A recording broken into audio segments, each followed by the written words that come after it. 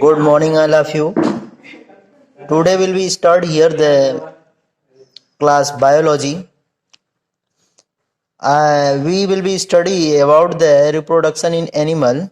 So we first the some study, but further we study the birth.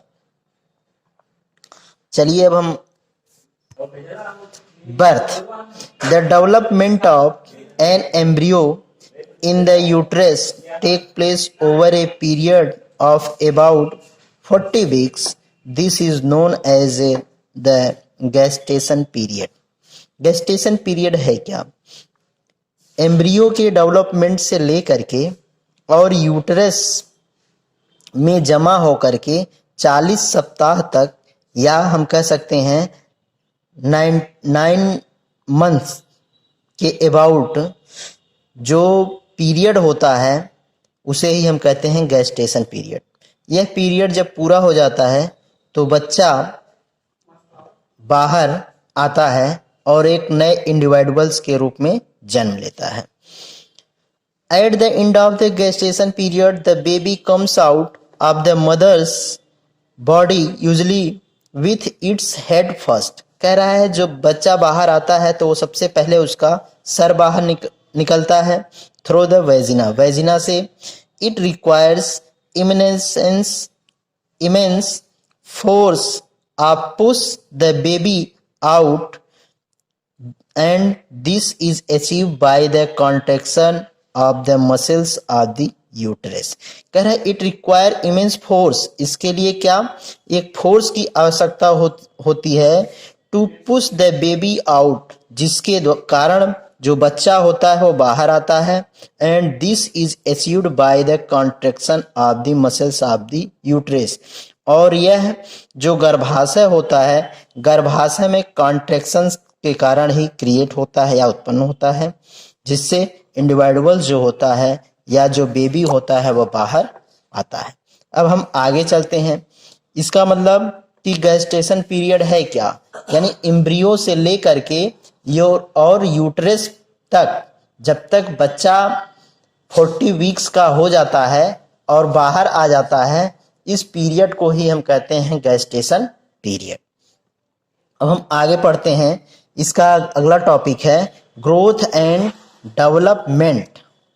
Growth and development, तो कैसे इनका growth होता है और डेवलपमेंट होता है, इसके बारे में हम लोग पढ़ेंगे. Growth refers to the increases in the size and number of cell. Growth का मतलब क्या है? केवल साइज में इंक्रीजमेंट होना, यानी जो आपकी साइज है उस साइज को क्या है, बढ़ाना है, यानी सेलों की संख्या को बढ़ाना है. It is an irreversible process. यह एक इरिवर्सिबल प्रोसेस होता है, यानी इसको हम रिवर्स नहीं कर सकते हैं.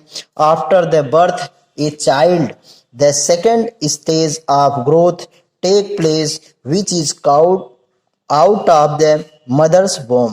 कह रहा है after the birth of a child, child के जन्म होने के बाद, अर्थात बच्चे के जन्म लेने के बाद, which is out of the mother's womb, जब वह माता के कोख से बाहर निकलता है. This stage of the growth has been following stage, यानी जब जन्म हो जाता है तो जन्म होने के बाद भी उसका ग्रोथ और डेवलपमेंट होता है, और वह अलग अलग स्टेज में होता है जो नीचे दिया गया है. आइए उन एक एक स्टेजों को हम फॉलो करें, स्टडी करें और उसको समझने का प्रयास करें. पहला है इन्फेंसी. इन्फेंसी मीन्स होता है शैशवावस्था, यानी जब बालक जन्म लेता है तो जन्म लेने से लेकर के और 2 वर्ष तक के समय को हम कहते हैं क्या, infancy stage. Infancy, this is the first stage of growth after the birth of a child and last for up to 2 years. During this time the baby grow rapidly. कह रहा है जब बच्चा जन्म लेता है तो उसके 2 वर्ष तक की अवस्था को हम इन्फेंसी स्टेज कहते हैं, और इस अवस्था में जो बेबी होता है वह तेजी के साथ ग्रो करता है, बढ़ता है. They try to speak the single words, और वह क्या सिंगल वर्ड मतलब एक वर्ड, एक वर्ड को बोलना शुरू करता है। And learn to sit and stand, और वो क्या, स्टैंड मीन्स खड़ा होना और सीट मीन्स बैठना, अर्थात यहाँ से वह उठना और बैठना शुरू करता है। यह कब सीखता है, यह 2 वर्ष की अवस्था में सीखता है। इसीलिए इस अवस्था को कहा गया क्या, infancy stage. They start to recognise things and people around them, specially their mother and father. इस अवस्था में वह अपने चारों तरफ के लोगों को पहचानता है, पहचानने की कोशिश करता है, जिसे उसके माता हुए, पिता हुए, इन सबको वो बहुत तेजी के साथ क्या करता है, पहचानने की कोशिश करता है या पहचान जाता है। इसके बाद की स्टेज शुरू होती है चाइल्डहुड की स्टेज, जिसको हम कहते हैं बाल्यावस्था। तो बाल्यावस्था जो होता है वह this the period of childhood last for up to 12 year of age. यह कहाँ तक होता है, यह 12 वर्ष तक की अवस्था जो होती है वह चाइल्डहुड होती है, यानी बचपन की अवस्था होती है। Physical change take place in the body and the child continuous to grow. कह रहा है कि इस अवस्था में जो बच्चा होता है उसके फिजिकल शारीरिक स्ट्रक्चर में क्या होती है, चेंजिंग होती है, बदलाव होता है। एंड और कंटिन्यूअस ग्रो टू इंटेलेक्चुअली, और उसके बुद्धि का विकास होता है, इमोशनल फीलिंग्स का विकास होता है, एंड सोशली और सामाजिक विकास भी होता है। इसके बाद की जो अवस्था आती है उसको हम कहते हैं एडोलसेंस। एडोलसेंस को हम कहते हैं किशोरावस्था। यह बाल्य अवस्था के बाद की अवस्था होती है, और जो एडल्ट स्टेज है उस एडल्ट स्टेज के पहले की अवस्था होती है। यानी बाल्यावस्था और एडल्ट अवस्था के बीच की अवस्था को ही हम कहते हैं क्या, किशोरावस्था। यानी childhood and the adult age के बिटवीन, यानी बीच की जो अवस्था है वो एडोलेसेंस यानी किशोरावस्था है। Growing up this natural process, growing up यानी अब भी इसमें वृद्धि जो होता है प्राकृतिक यानी नेचुरल या नैसर्गिक रूप से होता रहता है। Growth being from the day A baby is born, A baby grow and become a child. कह रहा है इस स्टेज में एक बेबी से लेकर के यानी बच्चे से लेकर के, बच्चा का जब जन्म हो जाता है उसके बाद शैशवावस्था आता है, शैशवावस्था से लेकर के और चाइल्ड तक की अवस्था इसमें आती है। ये young human being below of age of fully physically development is called a child. कह रहा है जो एक यंग लड़का होता है, एक छोटा बच्चा होता है, उसमें जब सारे अंगों का निर्माण हो जाता है तो उसे ही हम कहते हैं child. When a child a crosses the age of 10 or 11 years, जब एक बच्चा 10 से 11 वर्ष की उम्र को क्रॉस कर जाता है, पार कर जाता है, there is a sudden spurt in his or her body growth. तो उस बच्चे के या बच्ची के शरीर में विभिन्न प्रकार के बदलाव आते हैं, which becomes noticeable, जो हमें दिखाई देने लगते हैं। यानी अगर कोई बच्चा 10 साल का या 11 साल का हो गया है तो उसके शरीर में विभिन्न प्रकार के बदलाव आने लगते हैं जो बाहर से ही हमें दिखाई देने लगते हैं। The rapid change which take place in the body from this age onwards are the part of growing up। कह रहा है इस स्टेज में बच्चों में अलग अलग प्रकार के अंगों का भी विकास होना शुरू हो जाता है। These changes indicate that the person is no longer a child, और यह इंडिकेट करता है, संकेत करता है कि यह बच्चा अब ज्यादा दिन तक चाइल्डहुड स्टेज में नहीं रहेगा। But he or she is on the way become an adult, बल्कि यह किधर की तरफ अग्रसर हो रहा है, एडल्ट की तरफ अग्रसर हो रहा है। ए mature human being who is fully grown, कह रहा है एक मैच्योर परिपक्व अगर ह्यूमन है, मानव है, being who is fully grown, जो पूर्णतः क्या हो गया है, बढ़ गया है, उसका ग्रोथ हो गया है, वृद्धि हो गया है, एंड डेवलप्ड, और उसका विकास हो गया है, इज कॉल्ड एन एडल्ट, तो हम उसको क्या कहते हैं, एडल्ट कहते हैं। There is a rapid of life in human being when a person is neither a child nor a adult, कह रहा है यह वह पीरियड होता है जब a person is neither child, न तो वह बच्चा होता है, नाइदर एन एडल्ट, और न ही वह एडल्ट होता है। इन दोनों के बीच का, यानी न चाइल्ड है न एडल्ट है, उसके बीच का जो ड्यूरेशन है उसी को कहा गया एडोलसेंस, जिसको हम लोग हिंदी में कहते हैं किशोरावस्था। The transitional period of physical and mental development, transitional means एकदम संक्रमित होता है, यानी यह संक्रमण की अवस्था होती है जिसमें उसके ब्रेन का, उसके शरीर का पूर्णतः विकास होना शुरू हो जाता है या हो जाता है। When occurs between the childhood and adult is called the adolescence. Adolescence can be defined as the time between the childhood and adulthood. देखिए इसको मैंने आप लोगों को पहले ही बता दिया कि जो चाइल्डहुड है और जो आपका एडल्ट एज है, उन दोनों के बीच का जो स्टेज है वही कहलाता है क्या, adolescence.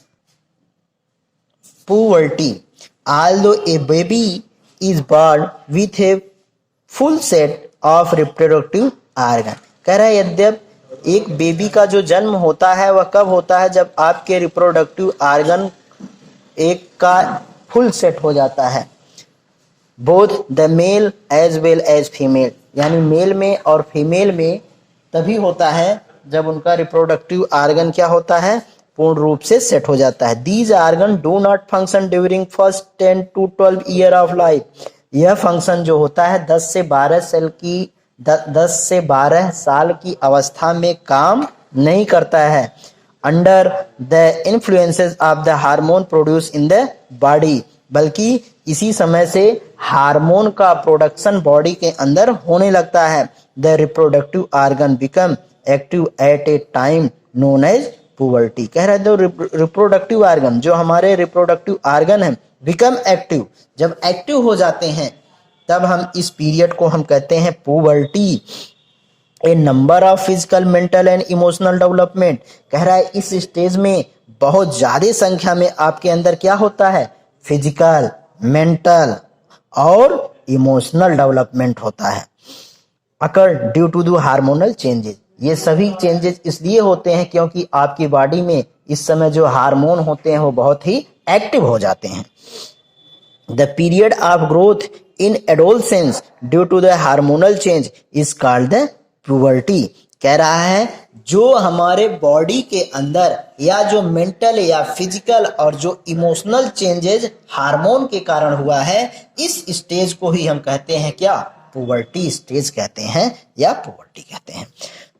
Puberty tends to start earlier in girls female than the boys males, कह रहा है जो पुबर्टी होता है, टेंड्स मतलब जारी हो जाता है, यह रूपांतरित हो जाता है कब, यह लड़कियों में पहले स्टार्ट हो जाता है और जो बॉयज होते हैं बॉयज में बाद में स्टार्ट होता है।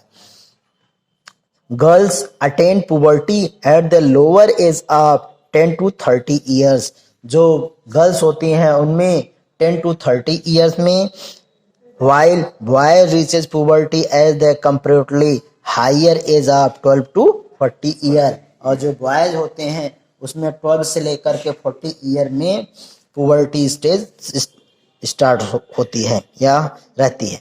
At puberty many changes occurs in the bodies of the body and girls, in both boys as well as girls there is rapid increases in the rate of growth height during the puberty, कह रहा है puberty stage में जो boys होते हैं उनकी जो growth rate होती है बहुत तेजी के साथ होती है, बहुत तेजी के साथ वो बढ़ते हैं।